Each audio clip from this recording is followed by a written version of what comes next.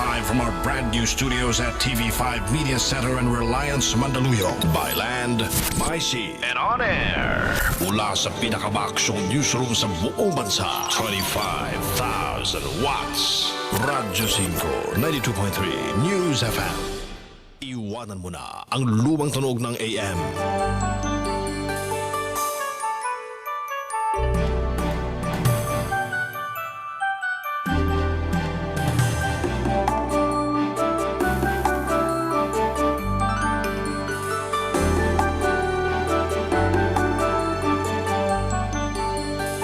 Sasagutin na nina Attorney Mel Santamaria at Gladys Lana Lucas Kung papasama sa tao o sa batas ang napasukan mong relasyon. sa Radyo 5 at 1PH sa Signal Channel 1. Magandang tanghali po sa inyong lahat. Kakabit ko muna ang aking mic. At kami na naman po muli ay nahandito. Ito po ang inyong lingkod, si Dean Mel Santamaria. Ngayong araw ng, I think, Miyerkules ngayon, Gladys, di ba? Yes. Miyerkules ngayon, dito sa ating programang Relasyon, si Dean Mel Santamaria po ito. Talagang mahirap man malaman, ano, split second, parang mag-iisip muna tayo kung anong araw, di ba, Dean? Totoo Itong yan. epekto ng matagal tayong nasa loob, no? Hindi yung everyday lumalabas ng bahay, hindi katulad ng dati. Totoo Anyway, yan. hello! Magandang tanghali sa iyo, Dean. Magandang tanghali rin sa lahat ng mga nakikinig na sa amin sa Radyo 5 92.3 News FM. And of course, mga nanonood sa amin sa 1PH, sa Signal TV Channel 1. At Yep. yung mga taga-subaybay din ng ating broadcast via our live streaming, lalo na yung mga overseas Filipino workers, magandang araw ng Miyerkules ho sa inyong lahat and welcome to Relasyon. Ayun. Tama, no? Okay, tama. Very good. Dati ko, very good. Okay, so, ayan.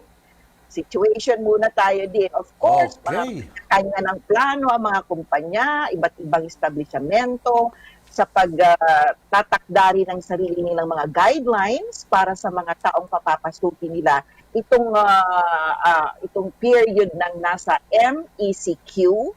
Yan, ito hanggang May 31. Do you know, di na next week, katapusan na ng buwan ng Mayo. Oo nga. Bilis, no? June na. Diba? June. June na, the week after next week. At alam mo, sapagkat nga mga eskwelahan, at least naurong, no? At least yung mga public school.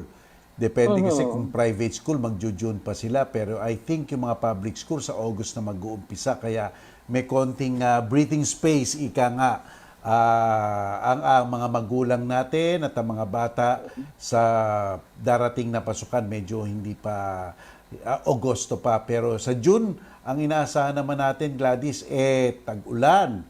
At, Tag-ulan. Rainy season na. Bagyo season. Oo, Rainy bagyo. and bagyo season. Pero alam mo din, medyo nalungkot ako kasi as a day-to-day naman, nagmo-monitor tayo ng balita, ano? Oo. Yung may mga ilang mga magulang na sabi nila, hindi na lang daw muna nila i-enroll mga nila this coming school year. Oh my Kasi may God. mga anak na mga grade school. Parang nakakalungkot, no? Talagang apektado pati yung mga bata. Parang iniisip nila, may mga nangangambang magulang, wag na lang muna, pakasama na rin yung inconvenience kasi syempre nababalitaan nila na baka magkaroon ng alternative way para matuto ang mga bata. Ito na nga yung hindi kasi physical reporting sa classrooms, kung hindi sa ibang method. So baka ito na yung mga magulang na apektado kasi wala silang capability. For example, to have internet sa bahay o anuman. So nakakalungkot, no? Nakakalungkot na may mga maapektuhan talaga. And on the other side, Gladys, kinakabahan rin talaga kasi ang tanong ngayon ang pinaka-crucial na tanong ngayon handa ba ang gobyerno sa new form of education sa ating mga bata online? Yes. Is the government capable, at least sa mga public schools, is the government capable in giving our students adequate education through online? Yan ang tanong natin, considering na yung internet natin hindi masyado mabilis, inadequate, sa ibang mga lugar wala, at saka doon sa kung hindi tayo minsan o ang gobyerno minsan hindi talaga mahusto ang mga number of classrooms, number of Yes. desk, number of libraries sa mga public school, manapa itong online gadgets and apparatus like laptops, like tablets, like malaking cellphone para sa mga bata, 'di ba Gladys? That's also a very serious matter na dapat ngayon pa lang ina-address. And sana naman hindi magkatotoo, pero ang feeling ko kasi parang ang bagal ng pagpe-prepare natin dito unless talagang may ginagawa sila. Kasi hindi natin nalalaman eh. Sana may ginagawa na ang Department of Education para na nga by the time mag-umpisa sa Agosto or sa June man lamang ay ready na. So that sa July, kung sa Agosto, July nagpa-practice na. Inaano na ito, tinetest na, may dry run na. So that pagdating ng August, smooth sailing na at alam na ang gagawin, di ba? Yes. Alam mo, Gladys, there are so many devices ngayon sa computer, no? May Google Classroom. Okay, may Google Classroom. Banggit mo nga yun. Meron tinatawag na Canvas Classroom. May tinatawag na yung Zoom, yung conference Zoom, pero conference lang yan. Pero yung Canvas and Google Classroom, pinag-aaralan rin, you have to be familiar with it. So ang mga teachers ngayon, kung iyon ang gagamitin, you really have to sit down, study it 2 or 3 days to be familiar and accustomed to it. Otherwise, mahuhuli tayo. And if alam mo Gladys, eto na nga minsan nga, nagka-canvas ako, no? Pinag-aaralan ko na. Alam ko, panay na ang research mo ngayon, di ba? Pinag-aandaan mo na. Nagka-canvas ako. Diba? Even I could hardly, in one figure it out. in one Hindi sitting, pa. I cannot figure it out. I cannot figure it out. Manapa ang mga estudyante. So, pagpasok ng mga estudyante, there will at least be 1 or 2 weeks of adjusting and trying to learn the application sa computer, yung Canvas or yung Google Classroom. Yes. There will be a time frame for that. So that means hindi pa sila muna magkaklase. It's just getting accustomed to the system.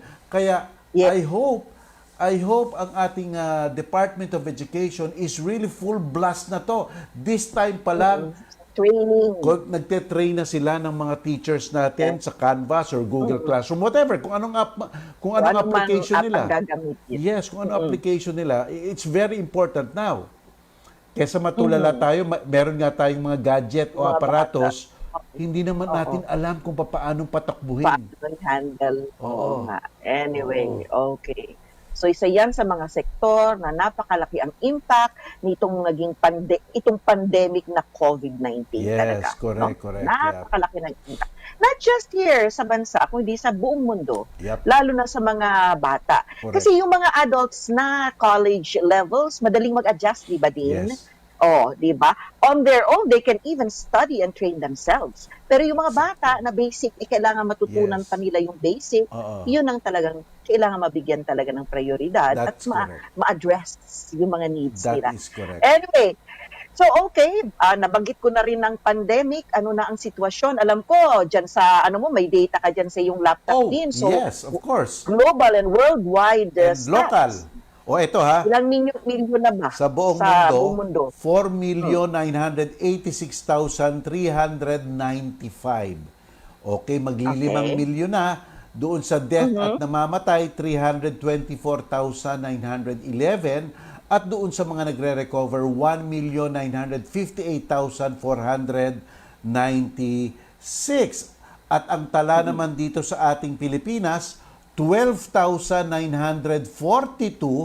at ang mga namamatay ay 837 at ang nagre-recover ay 2,843. Yan na ang tala. At diyan sa 837 na deaths, ang nadagdag niyan based on the data the day before, 24 hours before, ay 6 ang nadagdag na recoveries ay 114 at yung nag-test positive mga cases plus 224. Yes. But of course, ang datos na ito po ay base sa ipinahayag sa atin ng Department of Health kahapon, May 19, 4 o'clock in the afternoon. That's correct, Yan po ang that's pinakahuling correct. datos natin. Oo. Okay, so that's it. Yes, that's it. Sana naman sana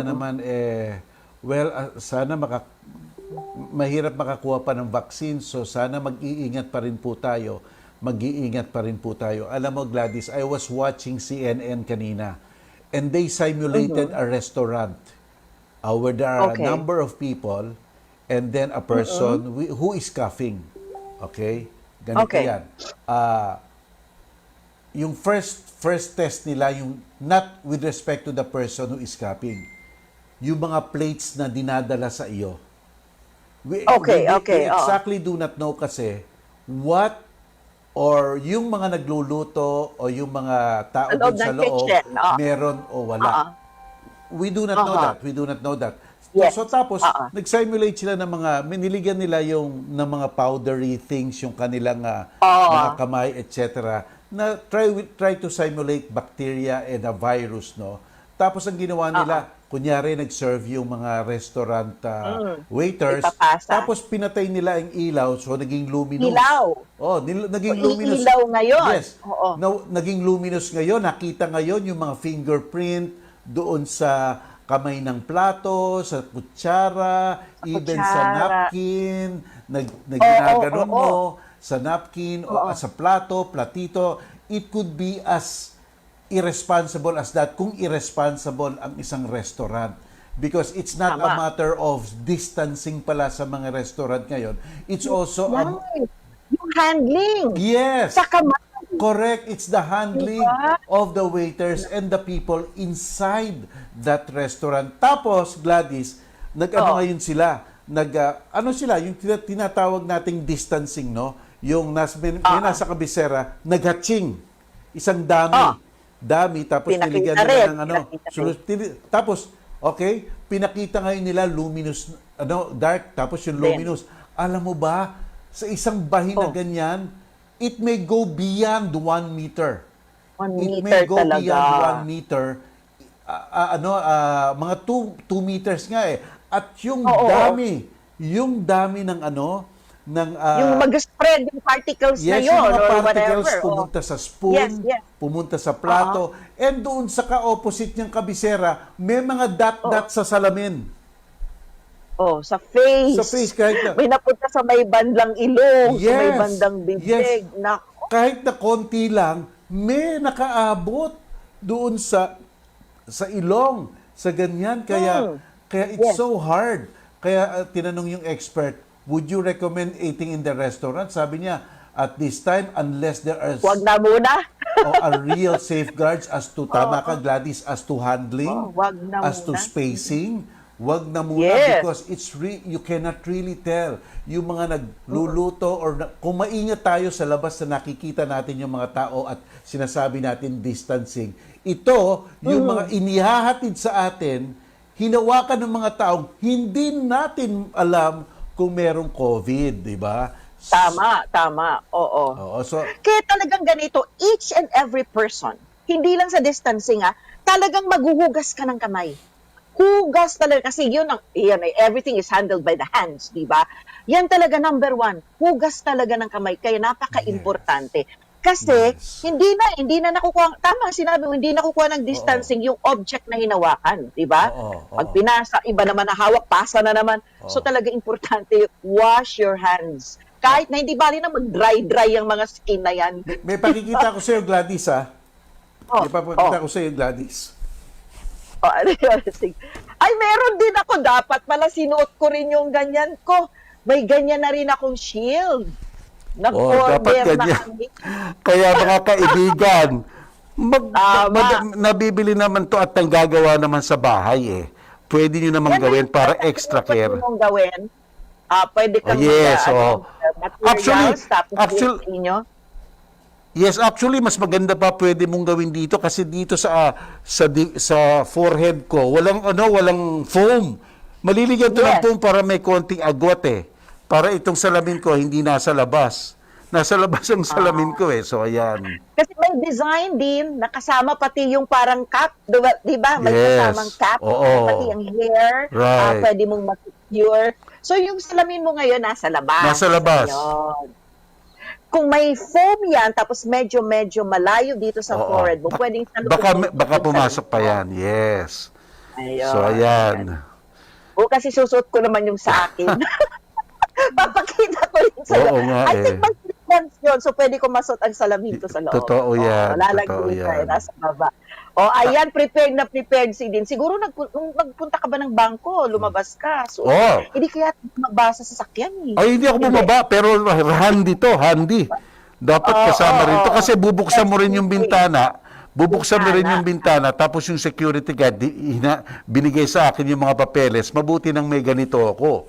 Di ba? Oo, buti na mag-iingat. Tapos diba? pagdating sa bahay, linis ulit ito, linis.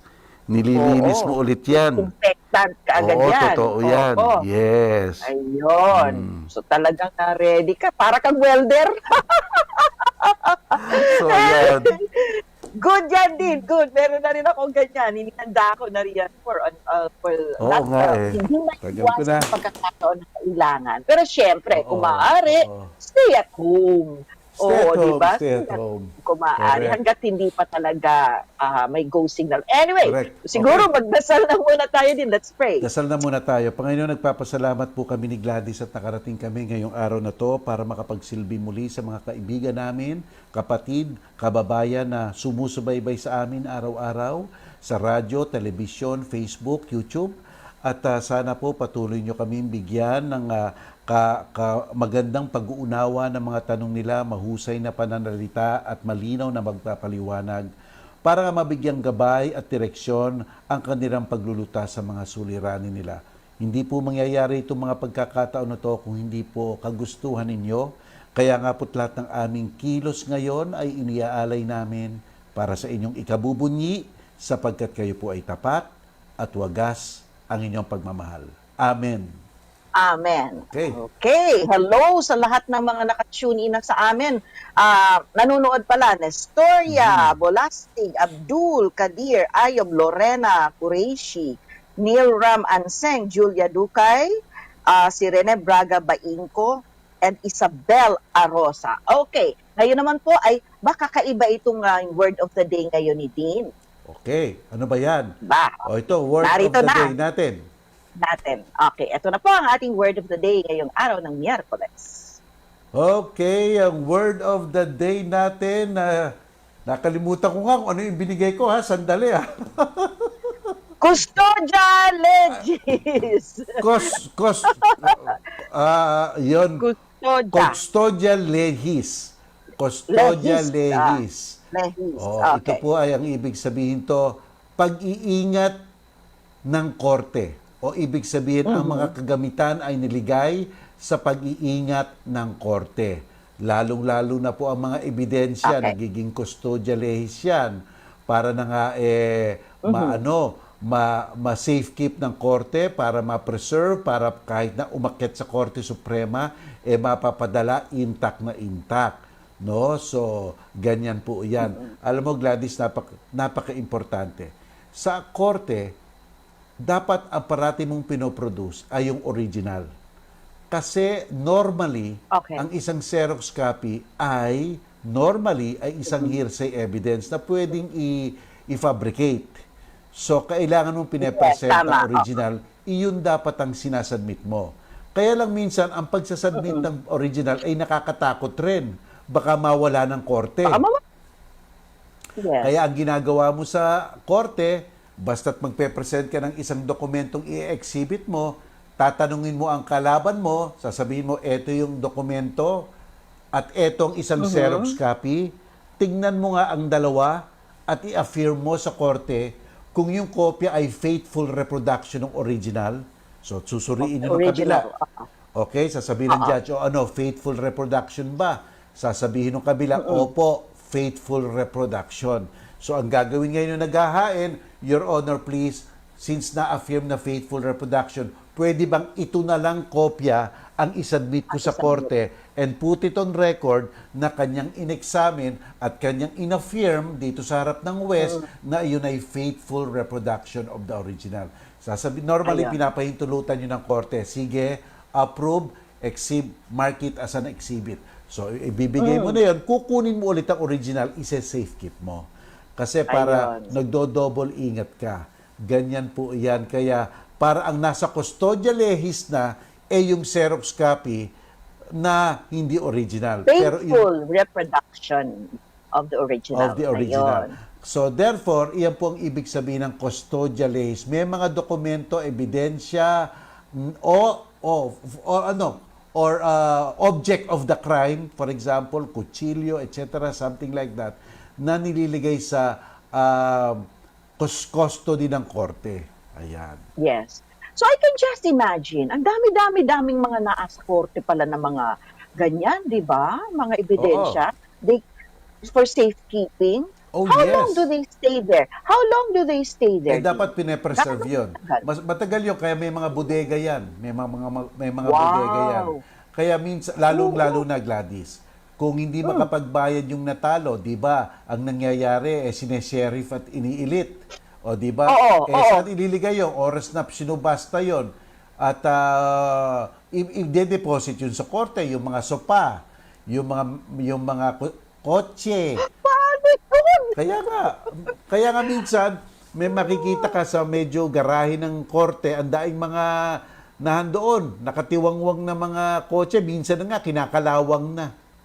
Yun. Naandun pala talaga. What if, ebidensya na halimbawa, ginamit na weapon for a case ng murder. Napakaano ko naman, tanghaling tapat. Anyway, so pagtapos na yung kaso and all, what do they do with that? Tinatago yon, safe keep yon. Tinatago pa rin? Yes, after a while. And then, ang ebidensya may lifetime, like any other document ng korte, no? Meron din. A reasonable time and then dinedispose na. But normally, hindi dinidispose hanggat hindi matapos ng Korte Suprema at naging final and executory. Final na, oo. So, years and years ang iba, no? Yung iba, yung iba. Yung iba naman hindi na iaapila. Tapos na ang kaso. Ang desisyon na ang pinaka-ebidensya ng transaksyon na nangyari o kaya krimen na nangyari. Ayun na. Ayan. Ayun. Okay. Yun. So, yan po ang custodia lehis. Nasa pag-iingat ng Korte. korte. Okay, pwede ho niyong balikan yan sa ating Relasyon Official fan page. I-like na ho ninyo ang ating Radyo 5 92.3 News at ang Facebook page at i-share na ho ninyo para makahabol pa yung iba na mapanood ang ating broadcast. Kaya like and share. Okay, so kung ready na kayo, pwede na ho kaming magbasa dito ng ilan sa mga pinadala niyong mga tanong sa pagsisimula ng ating Q&A. Okay. Sandali lang. Ako ngayon yung hindi handa.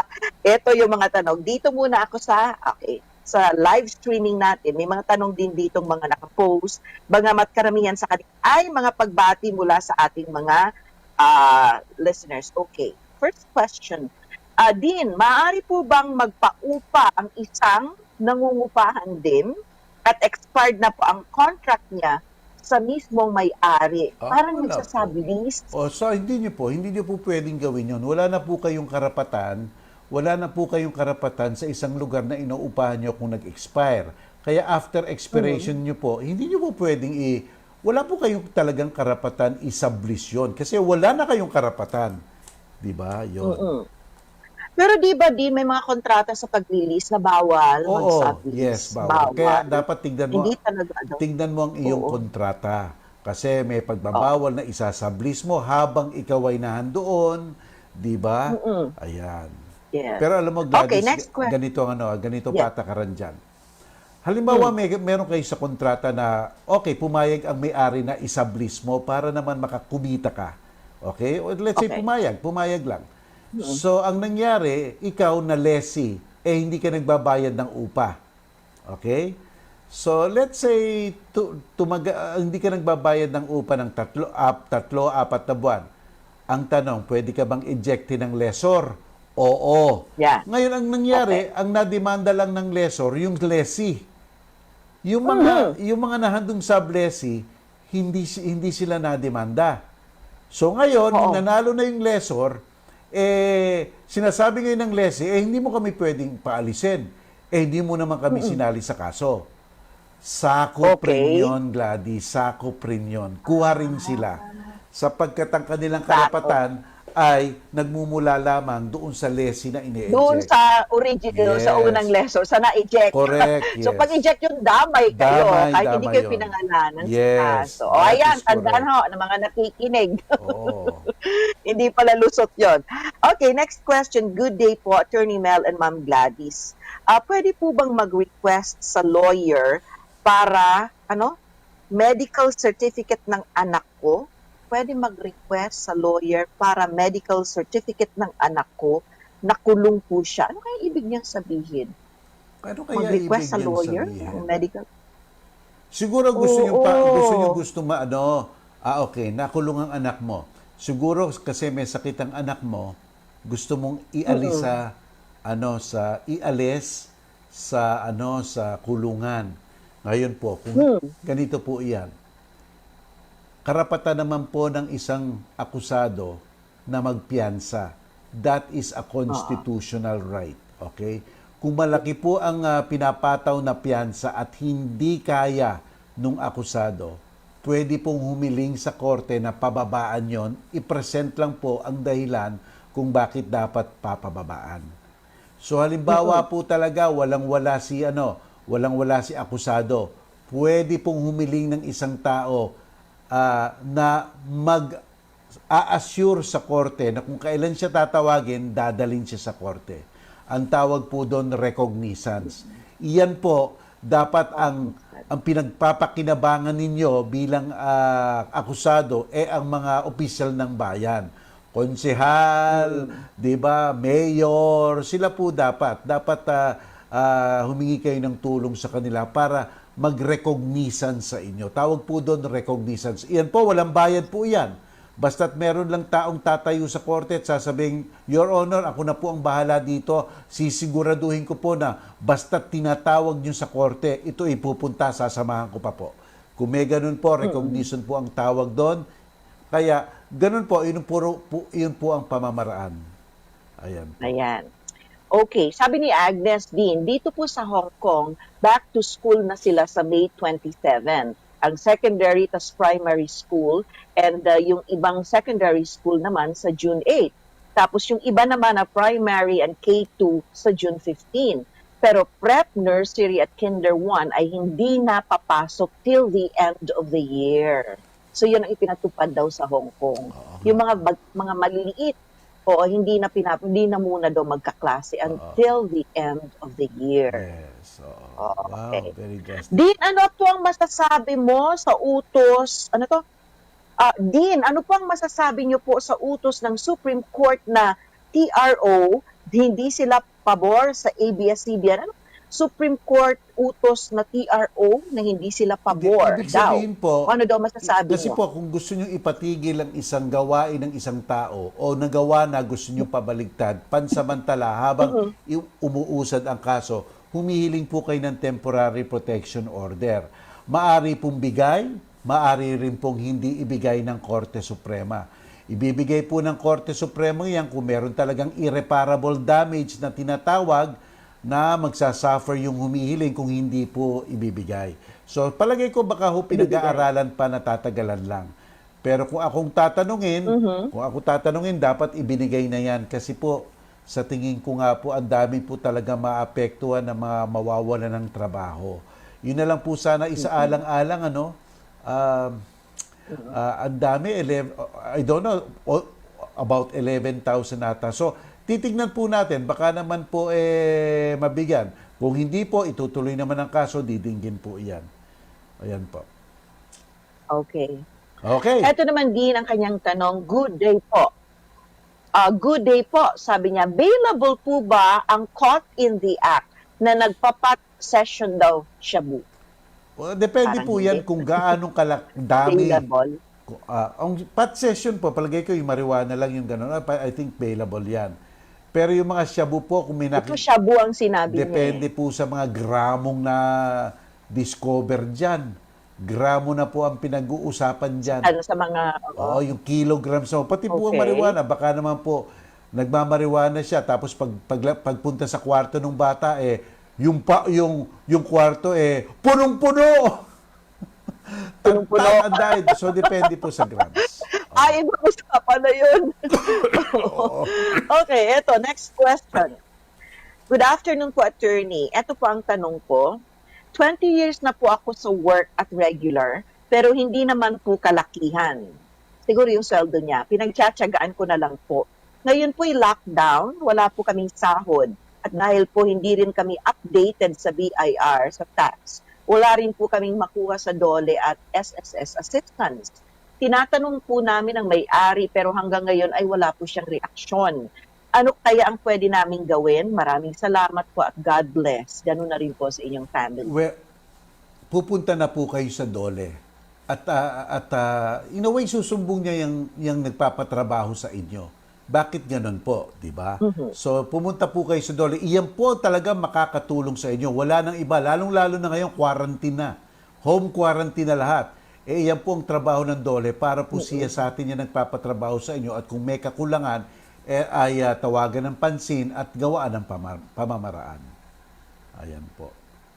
Okay. Okay. Shout out daw sa family Bordeos. So, hello to you, Bordeos family. Ang pagbati ay mula kay Dennis Bordeos. Thank you for tuning in to us. Janet Koike. Hello to Rene Braga Bainco. Jose Niedo. Si Lorena Arroyo. Si Herman Gresos. Si Noel Maligalig. At si Len Abion Sukigawa. Babalik po kami ni Dean Mel for more questions dito sa ating Q&A sa programang Relasyon. Huwag ko kayong aalis. Ang ating oras, ganap ng 1:00 ng hapon.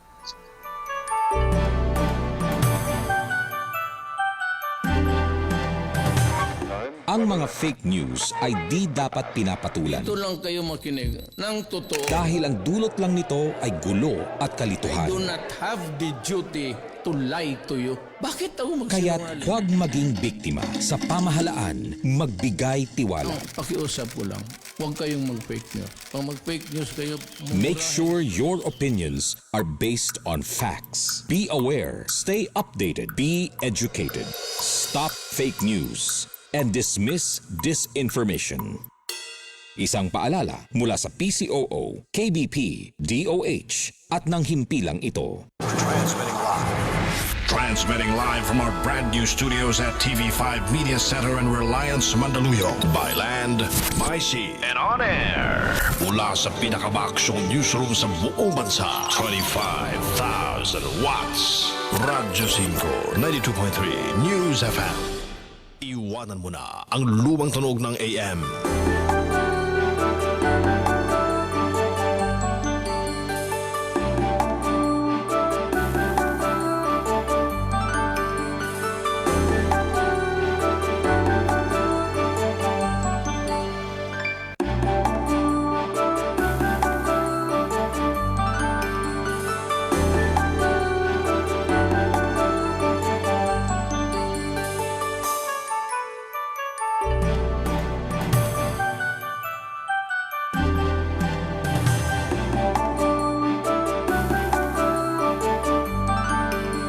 Sasagutin na ni Attorney Mel Santamaria at Gladys Lana Lucas Kung papasama sa tao o sa batas ang napasukan mo, relasyon. sa Radyo 5 at 1PH sa Signal Channel 1.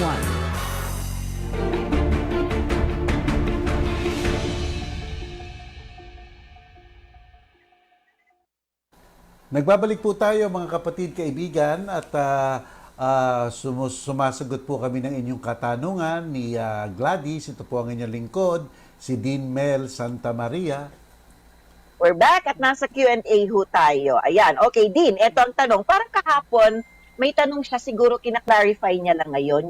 Naalala mo yung nabanggit ko, yung senior, yung tao, Oo. senior daw, Oo. magkaroon ng relasyon. Eto, tanong niya, paano kung ang babae ay balo, nakarelasyon ng senior citizen, nagkaanak? Parang ito rin yun eh. Balo. Huwag daw banggitin ang kanyang balo kasi is wala na talaga. Single na yon, di ba? Yun ang ibig sabihin. Nagkaroon sila ng anak. Oh. Kung yun ang ibig sabihin mo, isang babaeng medyo may edad na, byuda na, wala ng asawa, byuda na, at pagkatapos nagkaroon ng relasyon sa isang taong wala ring asawa at byudo Senior naman, citizen. senior citizen, kung nagkaibigan po sila, and love is eternal. Kaya, Hindi. Ang tinatanong niya is nagkaanak kasi sila. Oh. So may pananagutan daw ba yung senior citizen? Ay, anak niya pa rin yun. syempre Di ba may naman. pananagutan siya? But- Pananagutan in the sense na suporta. Correct. Siguro ganon. Yes, tatay siya. Oh, diba? Tatay siya. Tatay siya. Tatandaan niyo po Oo. ang sinasabi po ng ating batas, whether ang bata ay legitimate or illegitimate, may karapatan po siyang masuportahan ng kanyang mga magulang, tatay o nanay man. Ayan po. Okay, etong tanong na next, tungkol ito sa utang. Good afternoon, Dean Mel. Papaano po at sa anong paraan ko po sasabihin sa attorney ko na kahit patay na yung may utang at napamana na niya ang kanyang property, ay pwede itong bawiin para mabayaran ang naiiwang utang bago nila makuha ang kanilang mana. O ganun po. Siguro gusto niyo humingi ng tip sa iyo. O, ganun po. Paano niya daw sasabihin sa attorney niya? Ganun po ang sasabihin niyo. Diba, attorney? O kahit kung namatay na may utang siya, kahit napamana na yun, di ba dapat po masingil sa kanyang mga ipinamana para makasingil ako dahil utang yon ng Oo. Estado? Siguro gano'n, di ba? Sabihin mo, di ba po, ayon sa batas, bago ipamudmod Yes. o ibigay ang mana, binabayaran muna ang mga Yes. nagpautang doon sa taong iyon. Baka naman masabi nyo iyan diyan po sa mga naglipat-lipat na ng kanilang mga mana sa kanilang sarili. Mana. Yun po, Yes. explain nyo lang po. Sabihin nyo, attorney, di ba po sa ayon sa batas, bago makapagpamudmod ang mga ari-arian, dapat binayaran muna ang mga creditors. Yun po. Tapos pa nagsabi si attorney, saan batas mo yan nakuha? Napakinggan ko po sa relasyon kay Dean Mel. Kay Attorney Mel. O, ayan, pwede niyong i-quote. Kasi nasa Okay batas lang, naman pwede po na. talaga. Nasa batas. O, nasa batas Okay. naman. Anyway, etong question.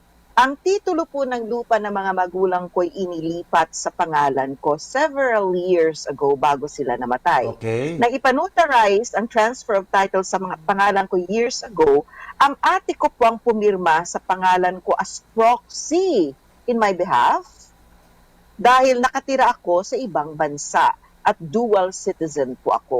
Valid po ba ang signature ng ate ko sa titulo ng lupa under my name? May problema po ba ito in case na ibenta ko ang bahay at lupa balang araw?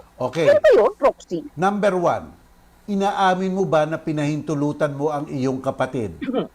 Kung inaamin mong pinahintulutan mo ang iyong kapatid, okay, one problem down. Okay? Pero ngayon, ang kapatid mo ang pumirma. So siguro gumawa ka na lang ng kasulatan na sinasabi mo ang mga nangyari at ina-affirm mo na yung pirma ng kapatid mo ay pinahintulutan mong gawin mo. Parang affirmation lang of the deed that you consider it as valid even if it was signed by your sister under your direction. Ayon. Alam nyo ba? Pero pwede ba yung allowed ang proxy? I think Magpirma for allowed you? na. Basta't may sufficient authority. May sufficient authority, merong sufficient, klaro ang binigay na authority. At ngayon, kung i-ano mo na lang, dapat rin sabihin mo sa kapatid mo, parang gumawa na lang ko ng joint affirmation na document. Di ba? Kaya kailangan mo ng abogado dyan para mahugis ninyo yung anyo ng dokumentong gagawin nyo to affirm and ratify that situation. Okay. Ayun. Kasi alam mo, Gladys, Excuse sa last will and testament, kung hindi makapagpirma yung pipirma, pwedeng Okay. pumirma ang isang tao in his presence and under his direction. Pirmahan mo. Oh. Yun. Pwede yun. Ngayon ko lang yun nalaman, Meron- din ha? pwede yun. Ngayon ko lang yan nalaman. Nasa batas Pwede pala natin yun. Yes. Okay. Pero dapat Get it. may mga Okay. saksi. May mga saksi Yes. na ganun pala Eh, talaga. kung ikaw lang, Oo, oo. mahirap mahirap. Oo. Oo. Sabi pa nga ng batas, at Baka least sabihin- 3 saksi. Oh, see. Okay. Good afternoon po. Ang titulo po ng lupa ng mga, ito na yun, ano? Valid po bang signatures? Sorry. Basta ano po, Eto. pumunta po kayo sa isang abogado, magpagawa po kayo ng affirmation ng kapatid mo tsaka inyo at ayusin yung anyo yung dokumentong yun para malinaw na it is a ratification of that defect. Yun. Yeah. Hindi defect, actually baka lang ang kinakatakot mo lang magka-complication di ba? Oh, okay. Yes, later on. Hindi naman ikaw nagpirma, you cannot sell this. Baka yun ang iniisip niya, bakit mo ito bebenta, hindi mo ito pirma. Okay. Eto din, sana po'y mapansin nyo ang aking katanungan at mabigyan po ng payo. Okay. Ano po bang eksaktong tawag daw? Ano po bang eksaktong tawag sa nakuhanan ng paraphernalia? Ano kaya yun? At ano po at sino ang dapat tanungan sa kasong ganon? Ano kaya paraphernalia, drug paraphernalia? Siguro Paraphernalia. itong ibig niyang sabihin. Drug paraphernalia din. Nakuhanan ka ng drug paraphernalia. Anong pwedeng ikaso sa iyo? Yun ang gusto niyang malaman. Baka po papasok rin po yan sa our anti-drug laws. Di ba po? Kasi po baka nakuha na kayo tapos mayroong mga powder pa doon, etc. Things like that. Siyempre baka ma-implicate. So importante po dyan, basta't ganun po nangyari at medyo alanganin na, kukuha na po kayo ng abogado, halimbawa sa public attorney's office. Sasabihin nyo po, para kung bibigyan kayo ng sampina o huhulihin, magagabayan kayo kung paano nyong sasanggain ang mga sitwasyon na ganyan. Kasi hindi madali mag-advise Dapat talaga nakikita nung abogado ano ba talaga nangyari yan. Ano ba?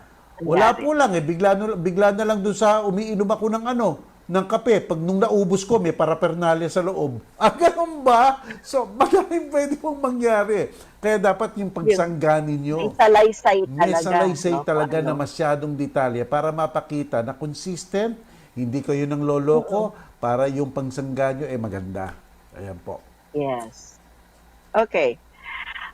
Hello po, attorney. Ano po ang pwedeng gawin kapag nagkapalitan po kami ng lupang pinagtayuan ng aming kapitbahay? Parehas lang po ang sukat ng aming lupa. Kakabili lang po namin ng lupang yun at pinatayuan namin. Hindi po namin nailipat sa aming pangalan. Nagkapalit? Pwede ba yun So, posible? nagkapalit. Exact sukat. Nagkapalit. Exact sukat. Napatayuan nila yung para sa kapitbahay nila. Let us Paano daw yun? assume na nagkapalit talaga. Let us assume Okay. talaga na nagkapalit. Kausapin niyo yung kapitbahay niyo kung papayag siya mag-swap na lang. Okay lang Kung siya. magpapayag mag-swap, dokumento lang po yan, parang barter, parang gano'n ang mangyayari. Alam na po ng abogadong gagawin dyan para magkakaroon ng exchange. Ano po? Okay. O kaya magkakaroon ng quieting of title. Kung gustong maging mas formal, ang korte ang gagawa. Wala pong problema dyan kung may kasunduan. Wala namang Yes. problema yan. Kung pati yung kabila, sasabihin nila, oo nga, ito dapat ang inyo, akin dapat yan. Ang problema po, kung yung kabila, sasabihin nila, akin to talaga. Ayaw. Iyan ang sayo. Ayan na po. Diyan na po talaga. Kung hindi pumayag, Yes. diba? Kasi kung pumayag, wala po, madaling i-document ang pagkakapalit. Ano po, ha? At minsan pa nga, madalas yan sa subdivision. Kakapalit-palit. Okay. O sige, still, dito pa rin ang sitwasyon. So nakatayuan na nila ng bahay. Okay. And then yung kapitbahay, ayaw pumayag Yes. na makipagpalit. Hindi, yan talagang property ko, yan ang lupa ko. Ano mangyayari sa structure? Good faith yun. Good faith yun. Good faith. Let's say sinabi ng korte, ay oo, mali. Dapat yung ano mo, yung lupa mo, yung sa kabila. Kaya lang nakapag-structure na siya. 'Di ba? Ngayon, ang lumalabas ngayon, merong may-ari ng lupa at may-ari ng structure na iba. Iyan ang tinatawag na builder in good faith. The accessory follows the principal. Ang principal ay ang lupa, ang accessory ay ang struktura. Bahay. Kaya ang may desisyon dyan, si may-ari ng lupa. Aha. Kung sasabihin niya, o sige, bilin mo sa akin ng lupa. O kaya, bibiling ko sa iyo yung struktura mo. O kung matatanggal mo, tanggalin mo. Huwag lang dapat Hanggang po kasi hindi ko yung kailangan. Yes, Di ba? dapat lang kasi wag mo lang sirain ang aking kalupaan ha. So mag-iingat ka lang. So nandun po ang istorya niyan. Ngayon kung ayaw niyong umalis, sabi, hindi, ayoko na, iwanan ko na lang yan dyan yan. Bayaran mo na lang ako. Kung iyan po ang sinabi niyo, hindi po normally po ang desisyon na kay may-ari ng lupa. Unless may ibang kautusan ng korte. Ayan. Yes. Okay. We still have a few minutes for this next question. Follow-up, ito po kahapon tungkol sa gagamitin ko na totoo kong name. Ang nangyari po nung una, ang name ko po ay ipinagamit sa nakababata kong kapatid sa kanyang pag-abroad dahil minor pa lang siya noon pero hanggang agency lang at hindi naman po siya natuloy. After ilang taon, ako naman po ang pinag-abroad gamit ang name niya sa parehong agency. Pero hindi rin ako natuloy hanggang sa tinulungan ako ng kasama ko na makapagtrabaho sa pinagtatrabahuhan niya na tuluyan ng gamit ko ang name niya noon. Ano daw ang unang hakbang na gagawin sa problema? Ito yung ibang pangalan ang ginamit na na-discuss natin kahapon.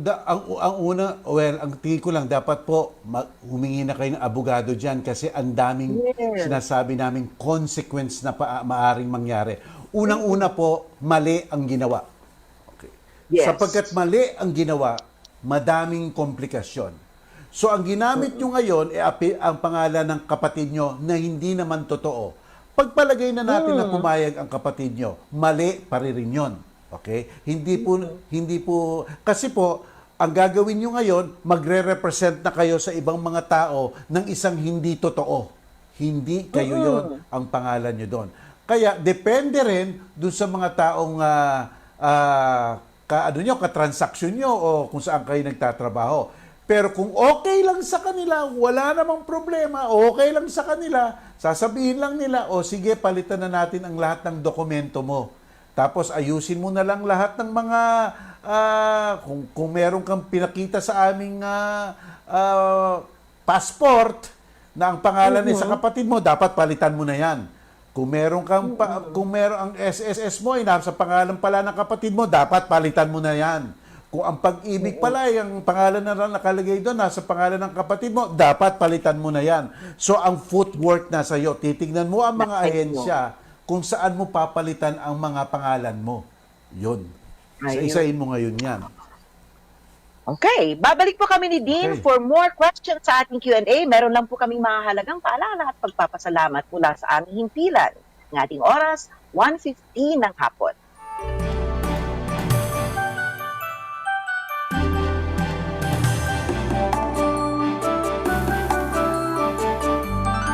Assistance to Individuals in Crisis Situation o AICS ng DSWD. Ano ang dapat mong malaman?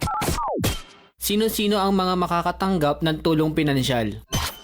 Prioridad na mabigyang tulong ang mga mula sa informal sector na malubhang naapektuhan ng ECQ at mga pamilya o individual na kabilang sa mga sumusunod na sektor. Mga kasambahay, social pensioner, senior citizen, may kapansanan, buntis, solo parent, mga katutubo, mga kapuspalad at walang tirahan, OFWs na nawala ng trabaho, mga magsasaka at mangingisda, sub-minimum wage earners, self-employed at mga occasional workers na hindi masasakop ng tupad at camp program ng DOLE.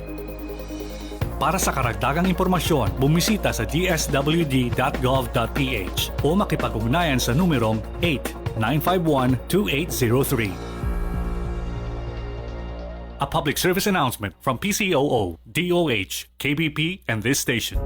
Anong mga establishmento ang bukas? Public utilities tulad ng water, electricity, internet, at telecommunications. Mga kritikal na serbisyo tulad ng pangongolekta ng basura, funeral services and internment at mga gasolinahan, business process outsourcing o BPO and IT, at iba pang export-oriented establishment. Sarado naman ang mga kasino, pasugalan, pogo at mga hotels. Isang paalala mula sa PCOO, DOH, KBP at ng himpilang ito.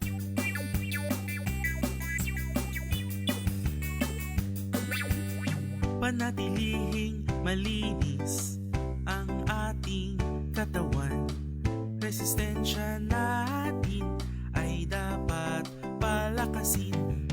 Sama-sama, tulong-tulong, nating labanan ng COVID-19. Kaya natin to, wag lang matakot. Kung sama-sama, ay walang problema. Palagi ang maghugas ng mga kamay gamit ang sabon at malinis na tubig. Sama-sama, tulong-tulong, nating labanan ng COVID-19. Kaya natin to, wag lang matakot. Kung sama-sama, ay walang problema. Sa may sakit, ika'y dumistansya para di ka mahawa. Kung uubo at babahing, bibig at ilong iyong takpan. Sama-sama, tulong-tulong, nating labanan ng COVID-19. Kaya natin to, wag lang matakot. Kung sama-sama, ay walang problema. Labanan ng COVID, kaya natin to. Para sa karagdagang impormasyon, pumunta sa doh.gov.ph o sundan ang official DOH Facebook page.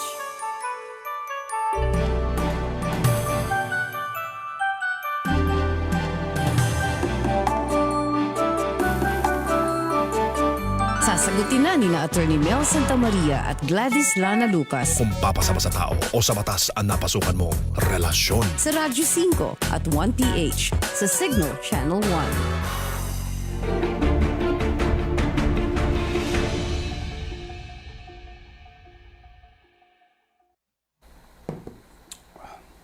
1. Babalik po kami ni Dean Mel dito sa programang Relasyon.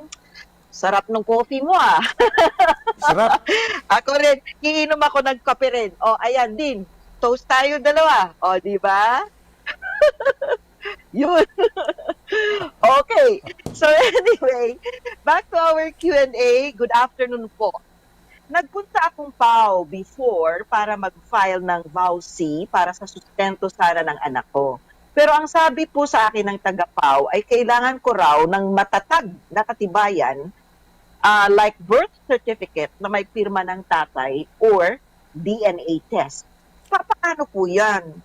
2 years old ang aking anak, 3 months pa lang akong buntis nung pinakasan ako ng tatay ng anak ko, kaya wala siyang pirma sa birth certificate at wala rin po akong perang pang DNA. Ask ko lang po kung ano ang pwede ninyong may advice sa akin. Bumalik po kayo dyan sa PAO na yan at sabihin ninyo bakit gano'n naman ang advice. Sabi po ng Korte Suprema natin, maternity is certain, paternity is not. So ang assumption po ng batas, ang bata ay niluwal o nilabas ng nanay. Whether legitimate or illegitimate. Kaya alam nyo, nung nagpa-practice po ako, kung sinasabi ko lang sa nanay, sigurado ba kayo na 101% inyo yung batang iyan? Fina-file ko na po. Sapagkat po kung ang pangsangga ng kabila ay hindi niya anak, ang dali lang naman pong mag-DNA. Uutos lang ng korte yun. Diba? Kung hindi mo ina-admit, Your Honor, can we ask for a preliminary determination of filiation on the basis of DNA at requiring the father to submit himself to DNA. Sabi po ng Korte Suprema, yung utos na yun ng Korte dapat sundin and it's not against self-incrimination because civil case lang po ito. Isang pagpapaampakay po ng kaso para sustentuhan ang anak. Ayun po. Kaya po, yan po ang gagawin nyo. Sabihin nyo na po sa PAO, akin naman talaga ito. Basta't sa loob na lang ng kaso, pa-DNA na lang po. Kasi kung ganun ang reason ng PAO, di wala na makapag-file na babae. Wala makakapag-file kasi unang-una madaming ayaw pumirma sa isang birth certificate. Di ba? Wala. Mali po yun. Dapat lahat may remedyo. Yan po. Yon. Okay. Ito naman din. About po ito sa birth certificate, nabanggit po ninyo na ang pagpapalit ng first name ay sa local civil registrar. Pero ang sabi naman po sa akin ng local civil registrar ay mag-file daw ako ng petition. Ano sabi? Mag-file daw siya. Ang sabi daw sa kanya ng civil registrar ay mag-file teka. siya ng petition. Nawala ka din? Hindi ba ako marinig din? Ayan, narinig ko ikaw. Sabi, First name. Pumunta siya, sa civil registrar. Pero ang sabi daw sa kanya ng civil registrar, mag-file ka muna ng petition bago mapalitan yung first name sa birth. Baka ang ibig certificate. sabihin, baka hindi kayo nagkaintindihan, petition affidavit sa kanya. Ayun. Ang tawag dito kasi doon, petition affidavit sa local civil registrar. Yun po nakalagay sa batas, Okay. petition affidavit. Baka yun sabi, mag-file ka muna ng petition. Oo. Doon rin po Kasi hindi naman pwedeng palitan po ninyo tapos sige, akin na. Hindi ganun yun, di ba? Di ba kailangan mag-file siya ng petition para mapalitan? O baka yun nga. Yes. Oo. Baka yun po ibig Eto naman. sabihin. Yes. Okay, ito din. Good afternoon, Attorney Mel. Tanong ko lang po, bakit po ba nalagay sa batas ng droga ang medical marijuana? At meron po ba itong malaking possibility na maging legal sa Pilipinas? Katulad sa ibang bansa na legal na po ang medical marijuana. Alam mo, ano po yan? It's a matter of policy po yan. Kaya kung sa tingin ng kung sa tingin ng gobyerno po, ay babaguhin na nila ang policy nila sa pagtingin sa kahalagahan o kasamaan ng marijuana, ile-legislate lang po iyon. Kung sa tingin nila merong enough evidence na pwede pala itong gamot o medicine, siguro on a limited basis. Pero talaga pong nile-legislate ito. Ayan po. Okay, next question. Ang tanong ko ho ay ito, makukuha ko pa ba ang pinyansa ko para ho manalo ako sa kapag nanalo ho ako sa kaso? Ito ho'y isang cash bond at 5 taon na ho, hindi pa tapos ang kaso. Ano ang dapat kong gawin para ma-dismiss na rin ang kaso? Well, kung 5 taon na po, umiira lang kaso at hindi naman nagpe-presenta ang prosecution ng evidence, magfa-file po kayo ng motion to dismiss the case based on the constitutional ground of speedy disposition of cases. Kasapagkat po nakalagay po sa ating konstitusyon, sa ligang batas, na ang bawat mamamayan ay may karapatan sa mabilisang paglilitis ng kanilang criminal case. Hindi po pwedeng mabinbin ito ng napakatagal. Lalong-lalo na kung nabibinbin sapagkat ang kabilang parte ang nag-uusig ay hindi makapagpresenta ng ebidensya. Kaya po motion to dismiss the case na po yan. Kaya lang tatanungin nyo sa abogado nyo, baka nagpapapospon si prosecutor, sabi ng abogado nyo, okay lang. Di ba po? Dapat mapakita rin yung mga postponement over your objection. Objection, Okay, question. Ask ko lang po, yung asawa ko po kasi, may bakla siya.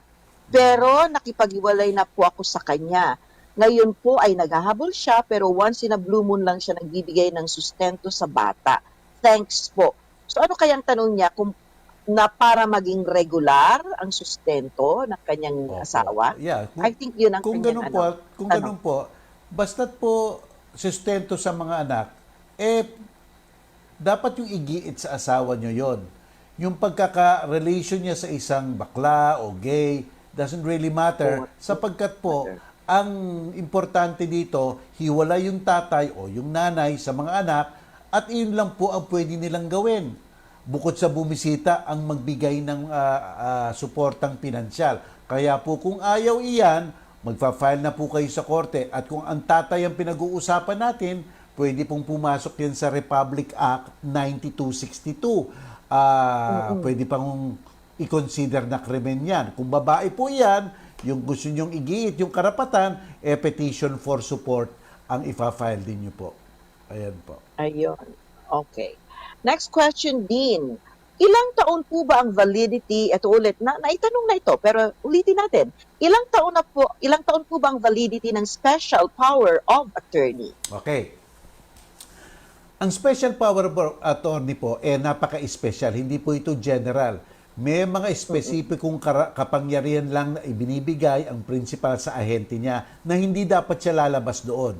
Halimbawa po sa pagbibili o pagtitinda ng lupa. Pwedeng sabihin ng principal, o binibigyan kitang karapatan para humanap ng bibili sa lupa ko, pero dapat ang halaga hindi bababa ng 1 milyon. O may mga ganun po. So ngayon po, sa bandang huli po normally ng SPA, sa bandang huli po, dahan doon po nililigay ang taning.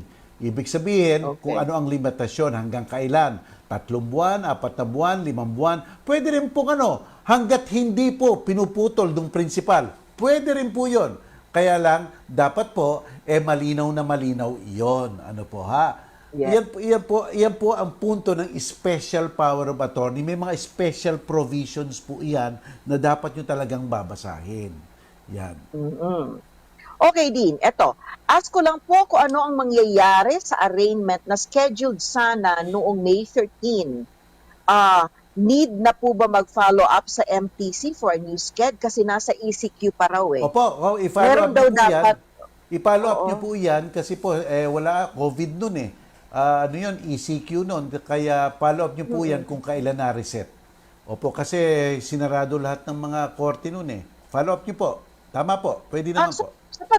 Sa pagkakaalam mo din, meron na, nagkakonduct na ng mga business ang mga courts ngayon. I think so. May skeletal naman eh. Meron. Kasi normally, basta't na-postpone yan, meron ng kamukha nung ganito ha, Gladys. Kung efficient talaga ang korting yan, nung nag-announce pa lang ang Korte Suprema, nung nag-announce pa lang, sinabi na ng West, o lahat ng mga kaso, i-reset nyo na sa Agosto. Gagawa na yon para mapalabas. Kaya baka meron na pong schedule yan. Oo. Okay. Magandang araw po din. Tanong ko lang, ano ang mas madaling solusyon sa birth certificate ko? Lahat po ng mga importanteng papeles ko ay nagsisimula ang kanyang apelyido, at nung makakuha ako sa aking PSA birth certificate, ang apelyido niya ay ibang-iba. So, hindi ko na babanggitin ang apelyido. Halimbawa, Lopez yung apelyido niya. Nung kumuha siya ng birth certificate sa PSA ay Muñoz. Paano yun? Ibang-iba po yan. Masyadong ibang-iba eh. Oo, kaya po baka sabihin sa inyo ng local civil registrar, hindi amin to kasi hindi typo error. Teka muna, legitimate ka ba? Pinapagawa mong illegitimate? Kasi ang apelyido ng tatay, yun lang po ang pwedeng apelyido na mapapalitan ng kompletong-kompleto. Pero normally po kasi ang apelyido sa korte pinapapalitan sapagkat ang apelyido po ang daing nakakabit na legal consequence doon. Yun. Tama. Akala ko kasi kanina din typo error lang, hindi It's a totally different apelyido. Yes. Hindi naman niya sinabi na baka apelyido ng nanay niya. So, korte talaga. Okay, so hello, maraming salamat po kina Non Nelon, LC Sura, yan, yung mga nanonood sa atin, si Karen Cortez, Madeline Lanuza, si Cremi Bueno, Eddie Bustillos. Thank you very much. At sana isamahan ninyo kami muli bukas. Ngayon, bago tayo tuloy magpaalam din, yung mga imbitasyon muna din. Okay, doon po sa mahilig sa internet tsaka sa YouTube, may YouTube channel po ako, Attorney Mel Santa Maria. Subscribe lang po, hanapin nyo. Pindot lang po ang subscribe at saka sa Facebook ko, Dean Mel Santa Maria fan page, i-like nyo po. At sa Far Eastern University Institute of Law po, within the next 2 weeks po, mag-a-announce na kami kung paano kayo makakapag-apply at makakapag-enroll. Yun po lang, a-announce po namin. Ayan, okay. Thank you very much sa lahat ng mga nakinig sa Radyo 5, nanood sa 1PH, at sinubaybayan din ang aming live streaming on FB. See you all tomorrow. Stay home, stay safe. Hanggang bukas na muli, 12:30 pa rin po ng tanghali. Bye. Lord, maraming salamat po sa pagbabahagi sa aming mga kapatid sa programang Relasyon ng inyong tulong at gabay. Sana'y mapanatili po sa aming puso't isipan ang lahat ng aming natutunan at piliing gawin sa aming buhay kung anong wasto at marangal sa inyong mga mata. In Jesus' name, Amen. May pupuntahan pa ba o dapat lang tapusin na? Sinagot na ni na Attorney Mel Santa Maria at Gladys Lana Lucas ang mga tanong sa napasukan mong Relasyon sa Radyo 5 at 1PH sa Signal Channel 1.